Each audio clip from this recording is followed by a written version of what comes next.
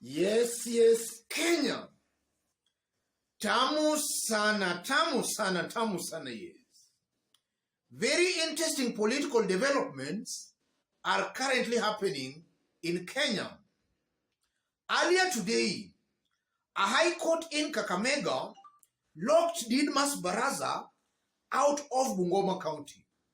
So the question begs, how will he be able to serve his people in Kimilili constituency? Because Kimilili is in Bungoma County. That's the question I know some Kenyans might be asking. And also the court seems to be coming out as not being brave enough to declare Didmas Baraza unfit, not suitable to hold a public office. So in this video, I want us to dig deep into the story to see what is happening behind the scenes.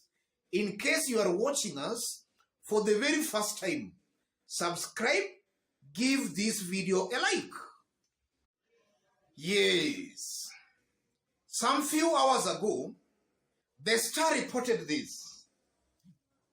The Star Kenya, breaking. Kimilili MP Didmas Baraza granted shillings 10 million bond and surety of shillings 5 million, ordered to surrender guns and stay away from Bungoma County.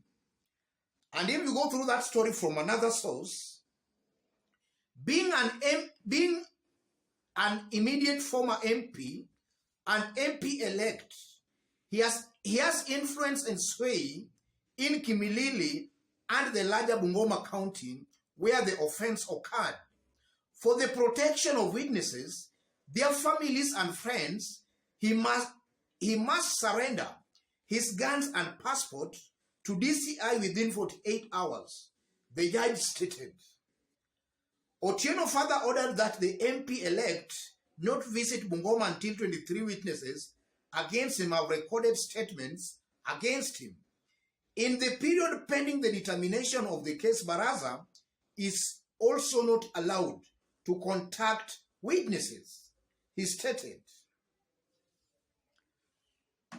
So the High Court judge has just ordered Didmas Baraza to stay out of Bungoma County. And that technically also means he won't be able to visit Kimilili constituency where he is the MP-elect. What does that mean politically? Considering that this is an elected member of parliament, and now he won't be able to visit the constituency, and also considering that this is a person who shot an opponent's aide in broad daylight and killed, and we are now being seen, he's being granted a 10 million Kenya shillings bond and bail. What does that mean politically? I'm seeing something here, ladies and gentlemen. The first thing I'm seeing, Kenyans are yet to mature politically. Even before the elections in Kimilili, Didmas Baraza had killed the said opponent's aide. Kimilili residents went to the ballot knowing fully well Didmas Baraza was a murderer. Still, they elected him their member of parliament. And now he's just being ordered out not to step foot in Kimilili constituency. So it's clear the people of Kimilili constituency are going to suffer. Choices have got consequences. Residents of Kimilili have to pay the price for electing a murderer, somebody not fit to hold a public office as their member of parliament. That's a lesson the good people of Kimilili should at least learn. Yes, Kenyans must and should only elect credible leaders, leaders who meet Chapter 6 of our Constitution, leadership and integrity. Didmas Baraza is clearly coming out as a person who does not meet that threshold. This is a murderer. This is a goon, not worth occupying any public office. Secondly, I'm seeing our courts letting us down. The courts are not brave enough to help in the fight against impunity. This is a person who honestly, I believe, instead of being ordered out of Bungoma, he ought to have been disqualified. Or rather, the courts ought to have declared this person not even fit in the first place to occupy any public office. That's what I'm seeing here. This is a man who I honestly believe, because of the high responsibility he holds as an MP, this is a person who surely could not have even offered that bond in the first place. Our courts are coming out as not being brave enough to champion the fight against impunity. And when I say that, it's also clear that Johnson Sakaja contested for Nairobi gubernatorial seat with a fake degree certificate. The people elected him as governor. Same to Cleophas Malala, going to contest for Kakamega gubernatorial seat. It's clear he's not also having the right certificate. So Kenyans are still to mature politically. Kenyans are yet to know what leadership actually means. Kenyans seems to have affinity of electing quacks, electing goons. That's exactly what is coming out very clearly. And also that also puts William Ruto's team on the spot. If you look at William Ruto's team and camp, they are full of leaders and people who do not meet leadership and integrity. Chapter 6 of our Constitution.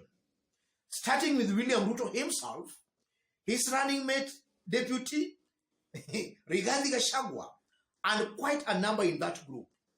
And this is why I still maintain, and I strongly believe, that if that group can assume reins of power in this wonderful, beautiful country, then we shall have sold our country to the dogs, to the highest bidder. This is a team that clearly are not fit. Quite a good number of them are not fit to hold any public office. And that's a fact, and it's not debatable, ladies and gentlemen. If you look at the characters in this Kenya Kwanza team, starting from the top, a good majority are not fit to hold any public office. So that also puts on the spot the leadership of that team and even Kenyans who voted for those people. Kenya seems to be sliding into some kind of a banana republic, just as I did mention yesterday. If an elected leader, and this is not the first time, Didmas Baraza is committing such an offense. Some times back, we saw Didmas Baraza live on camera slapping a contractor, a young man who just won a small tender to do some classrooms. Instead of Didmas Baraza paying the contractor money for the job done, he instead paid the contractor with the hot slaps. And still Kenyans elect such kind of leaders. Yes, this is why I still maintain that true patriots in this country should not give up. Kenyans, we must still fight the war to make sure that these agents of impunity are beaten, are defeated. And also from that story and that ruling, it's also a big blow to William Samoei Ruto, in that one of his lieutenants, or rather foot soldiers, is now being curtailed from maybe spreading the propaganda in Bungoma. Because also if he could have been a free person, he could have just gone on spreading the hate and propaganda from Kenya Kwanza team. So that's also in one way or the other a blow to William Ruto's side. One of his foot soldiers is being curtailed from spreading their usual propaganda and hate speech. Let me leave it there for today. Stay tuned for our next analysis, our next video. But in case so far you have not yet subscribed, kindly subscribe, give this video a like. And to our fans and subscribers here, I'm very much humbled, very grateful for the kind of support you are giving me here. God bless you. God bless Kenya. To any other person, that's the kind of analysis we do here. We don't beat about the bush. We go straight on to the point. We call it as it is, without fear or favor. In case you have not yet subscribed, kindly subscribe. God bless you. God bless Kenya.